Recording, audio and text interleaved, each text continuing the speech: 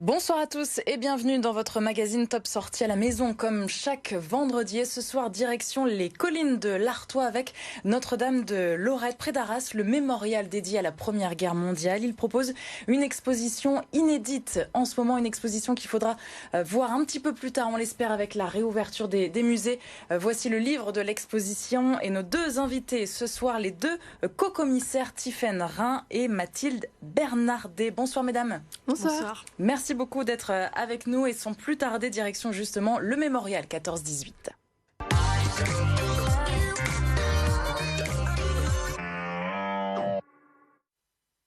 Derrière les images photographiées la guerre, c'est le nom donc de cette exposition consacrée à des soldats qui se prenaient en photo, des photographies donc de soldats et d'anonymes. Comment se déroule le parcours? Déjà une première question, comment ça se passait à l'intérieur du musée qui est fermé en ce moment? Tout à fait, donc l'exposition est présentée dans le centre d'histoire du mémorial 14-18 à Souchet, donc au pied des collines de l'Artois. Et le parcours de l'exposition est vraiment en complément avec le parcours permanent du musée. Donc il est vraiment au cœur des salles et il permet donc de découvrir une sélection de plus de 60 images, de photographies donc de la Première Guerre mondiale, à la fois de la section photographique officielle, mais aussi de photographes anonymes, amateurs. Alors oui, justement, pourquoi s'arrêter sur ce thème-là, justement, des photos de soldats et d'anonymes à l'époque? En fait, dans notre parcours permanent, on propose essentiellement des photographies de la Première Guerre mondiale, mais qu'on présente comme support documentaire. En fait, on les utilise pour ce qu'elles montrent. Mais là, on s'est posé un petit peu la question de qu'est-ce qu'il y a derrière ces images, qui les a photographiées, pourquoi, dans quel but. Et justement, cette exposition visait à montrer ça. Alors justement, on a un exemple, une première photo, une photo de soldats qui reçoivent leur courrier au front. Vous pouvez nous décrire un petit peu? Ils ont l'air très heureux. Alors c'est une scène qui est prise derrière les premières lignes de tranchées. C'est un groupe de soldats. Alors on sent que l'instant est saisi sur le vif. Ils viennent de recevoir leur courrier. Il y en a un qui est en train de manger un morceau de pain. Et ils ont l'air assez joyeux, assez détendus. Et c'est ça qui peut surprendre justement par rapport aux photos de guerre auxquelles on est habitué. Là, on sait où est-ce qu'elle a été prise cette photo? On ne sait pas vraiment. On suppose qu'elle a été prise sur le front d'Orient, donc plutôt au niveau de la Grèce, donc un secteur qui était assez éloigné de la France et assez mal connu. Il y a des photos aussi prises chez nous, dans la région? Bien sûr, il y en a beaucoup. Et nous, dans notre sélection de photographies pour l'exposition, on a essayé au maximum de favoriser, de sélectionner ces photos qui ont été prises dans le Nord et dans le Pas-de-Calais pendant la guerre. De régionaliser un petit peu, du coup. Vous avez des noms de villes, justement, ou de zones de guerre à l'époque? Oui, bien sûr. Alors évidemment, on va retrouver des photos du secteur de Notre-Dame de Lorette qui se trouve juste autour du musée, mais aussi des photos de villes détruites, Arras, Lens, vraiment des zones autour de l'Artois et du bassin minier. Alors deuxième exemple de photo où là on voit ces soldats faire sécher leurs photos. Je vous laisse commenter peut-être, Tiffaine. Oui, alors là nous avons donc un laboratoire photographique situé donc à l'arrière des tranchées.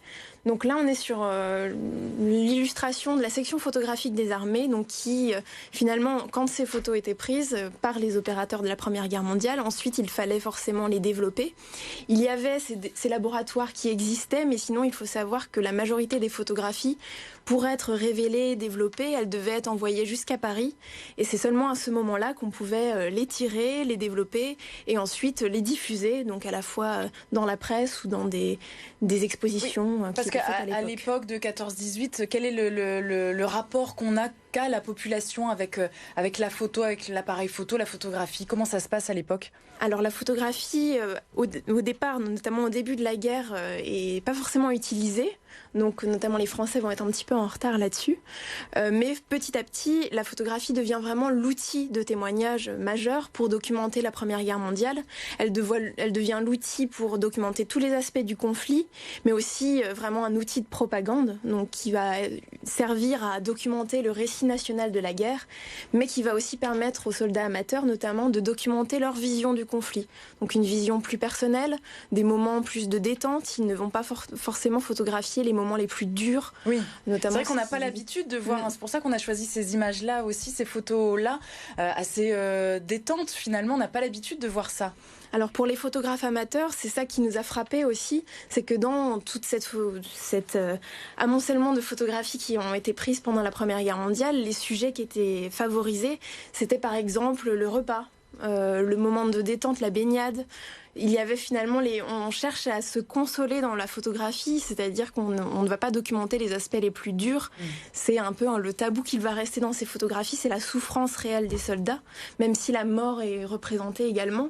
Mais dans les albums que vont constituer les soldats amateurs, c'est pas ce qui va ressortir majoritairement. Alors il y a une soixantaine de photos, vous le disiez. Quel a été le travail d'archives? C'était compliqué de choisir les photos, les clichés? Oui, alors on a travaillé en partenariat avec le CPAD, qui est l'établissement de communication et de production audiovisuelle de la Défense, et qui est l'héritier de cette section photographique des armées, et qui possède un fonds de plus de 100 000 plaques de verre sur la Première Guerre mondiale. Donc il a fallu faire un tri parmi ces plaques, parmi ces sujets. On a privilégié l'angle régional, et puis après on a privilégié des sujets qui n'étaient pas forcément abordés dans notre parcours permanent au musée, de manière à ce que le visiteur puisse avoir un aperçu assez complet de la photographie pendant la Première Guerre mondiale, en faisant l'exposition permanente et l'exposition temporaire. Oui, parce que c'est nouveau pour vous, pour le mémorial, ce genre d'exposition? C'est inédit? Alors une exposition de cette ampleur, oui, c'est la première fois. On a vraiment travaillé donc avec le CPAD, ce qui nous a permis de proposer une exposition vraiment conséquente, avec un catalogue, avec une programmation derrière. Et on espère évidemment la voir dans les prochaines semaines. Pour l'instant, c'est accessible comment, du coup, cette expo? Alors, on en montre des extraits sur nos réseaux sociaux. Elle est accessible par le catalogue qu'on a réalisé, qui reprend le contenu de l'exposition et qui est actuellement en vente. Tiffaine, je reviens avec vous sur la notion de reportage aussi. On évoquait le rapport des soldats, des anonymes aussi à l'époque de la guerre 14-18 avec la photographie. Là, on retrouve aussi du reportage, du travail journalistique finalement. Alors oui, dans les missions donc, de la section photographique des armées, c'est vraiment le but, c'est de documenter donc le conflit et d'avoir donc il y a un sujet à chaque fois qui est déterminé. Chaque opérateur va devoir photographier tel ou tel sujet de la Première Guerre mondiale. Donc c'est déjà les prémices finalement de la documentation façon reporter. Mais il faut savoir qu'à l'époque, les opérateurs de la section photographique sont encadrés. Ils sont très encadrés, ils n'ont pas le droit la liberté de documenter tous les sujets qu'ils souhaitent. Donc la seule liberté qui va exister, ça va être plus dans la méthode ou la prise de vue, le cadrage, mais le sujet est bien cadré. Ah, donc c'est propagande, c'est ça? C'est un objet de propagande finalement ou... C'est ça, c'est vraiment le but, c'est de documenter, vraiment d'avoir des sujets très précis. Mais ça ne va pas être d'avoir un point de vue qui va être exprimé. On est vraiment sur un point de vue assez objectif de la guerre. Ouais. Donc, mais par ailleurs, cet héritage finalement des images de la Première Guerre mondiale, c'est ce qui va aboutir par la suite à la documentation des conflits telle qu'on peut la connaître aujourd'hui. Et ce photo-reportage, en tout cas les prémices de ce photo-reportage, ça fait référence aussi un petit peu au travail d'Édouard Elias. Oui, alors on présente également une photo et une héliogravure d'Édouard Elias, qui est un photoreporter qui nous a été proposé par le CPAD, et son travail fait largement écho à nos photos de la Première Guerre mondiale. En fait, il a travaillé, il s'est rendu au cours de la guerre du Donbass, et il a travaillé avec un appareil photo argentique, panoramique, en noir et blanc, pour prendre des photos du conflit en Ukraine, du coup. En Ukraine, qui se déroule largement dans des tranchées, qui a encore lieu aujourd'hui. On l'a un petit peu oublié.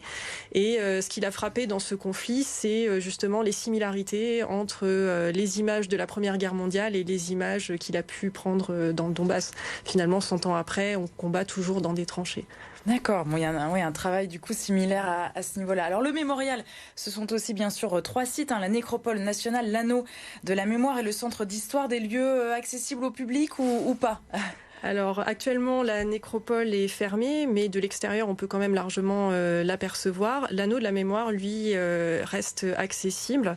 Et puis autour de cette nécropole et cet anneau, il y a un certain nombre de sentiers de randonnée qui sont très agréables et tout à fait accessibles et qui permettent de découvrir les lieux, les champs de bataille et la région en extérieur. Oui, donc on peut aller se balader si on habite bien sûr autour des 10 km du mémorial. Je remonte du coup à l'écran donc le livre qui accompagne cette exposition.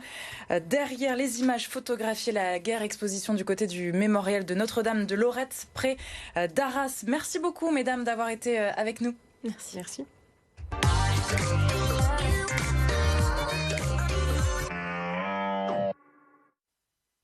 Et ce week-end, nous retrouvons Cola pour ses petites sorties, évidemment comme tous les week-ends. Le photographe lillois Alexandre Dino est son invité. Il est à l'origine du projet Grimasque. L'idée, faire des grimaces derrière son masque. On l'écoute.